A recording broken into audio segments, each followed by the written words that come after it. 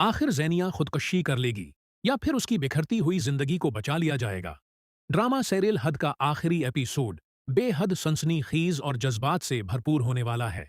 ज़ैनिया की तबीयत अचानक खराब हो जाने के बाद जुरार उसे फौरन अस्पताल ले जाता है।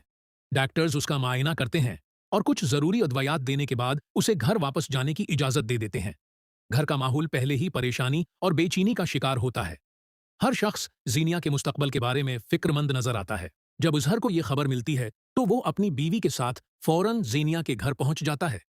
घर में दाखिल होते ही वो परेशान लहजे में कहता है, जुर्त, आखिर ये सब क्या हो रहा है? क्या वाकई ज़ैनिया को दोबारा तलाक हो गई है?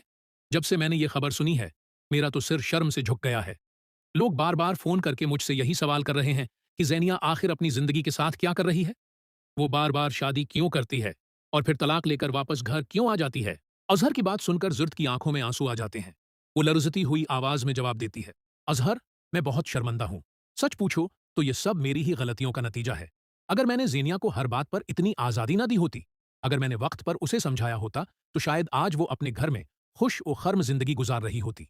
जुरार हमेशा मुझे समझाता था, बार बार कहता था कि ज़ेनिया की जद और गलत रवियों को रोको, लेकिन मैंने कभी उसकी बात पर तौजा नहीं दी।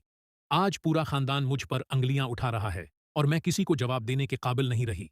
उसी दौरान ज़ेनिया ये सारी गुफ्तगू सुन लेती है। वो गुस्से से भरे कदमों के साथ कमरे में दाखिल होती है और बुलंद आवाज में कहती है, मोम, आप इन लोगों के सामने शर्मिंदा क्यों हो रही हैं? ये मेरी जिंदगी है, मैं जैसे चाहूं वैसे जियो। किसी को हक नहीं कि वो मेरे फैसलों पर सवाल उठाए। जुर्त हैरत और दुख से अपनी बेटी की तरफ देखती है और कहती है, ज़ेनिया, अभी भी तुम अपनी गलती मानने के बजाय दूसरों को कसूरवार ठहरा रही हो।